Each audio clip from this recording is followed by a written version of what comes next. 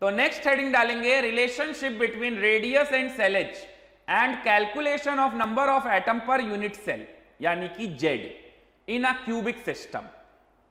यहां पर Z atomic number नहीं है बल्कि number of atom per unit cell है, number of atom per unit cell है। चलिए देखते हैं। पहला है सिंपल क्यूबिक यानी कि प्रिमिटिव।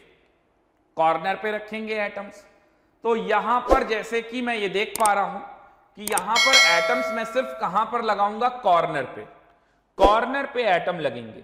ओके, तो जैसे मैंने 8 कॉर्नर चूज किए और यहां 8 कॉर्नर पे एटम लगाऊंगा। ये एटम इतने बड़े होंगे कि ये वाला एटम इस वाले एटम को टच कर रहा होगा।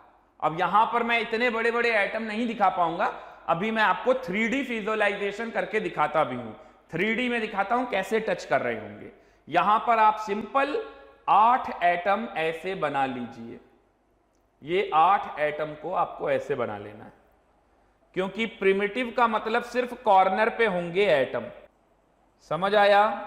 अब देखिए, ये 2 एडजेसेंट कॉर्नर के बीच की लेंथ, इसको मैं पहले भी बता चुका हूं, सेल एज बोलते हैं। क्या बोलते हैं? सेल एज, ए।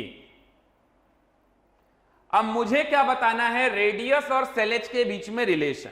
तो मैंने आपको पहले ही कहा, ये 2 एटम एक दूसरे को टच कर रहे हैं। अगर टच कर रहे हैं तो इनके बीच की लेंथ a बराबर किसके होगी?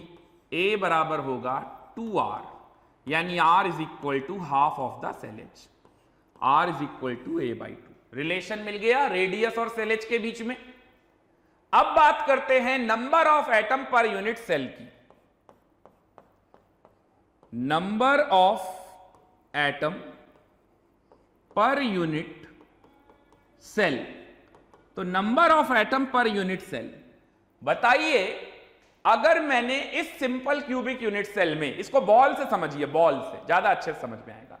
8 बॉलें यहां पर लगा रखी हैं और ये 8 बॉलें एक दूसरे को, कॉर्नर वाली एक दूसरे को टच करती हैं। सब तो नहीं करेंगी एक दूसरे को टच।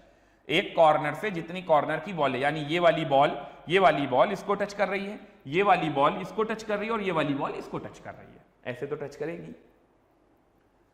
तो अब बताइए, हमारे इस यूनिट सेल में टोटल कितनी बॉलें हैं? अब इस बात को मैं 3D में लेकर आ जाता हूं।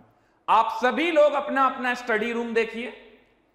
ओके, इसके साथ साथ आप ये रूम देखिए। इसमें 8 कोने हैं। 8 कोनों पे बॉल लगा दी गई। ये ऊपर वाले कोने की बॉल नीचे वाले कोने की बॉल को टच कर रही है। ऐसे इस पूरे में 8 बॉलें लगाई गई।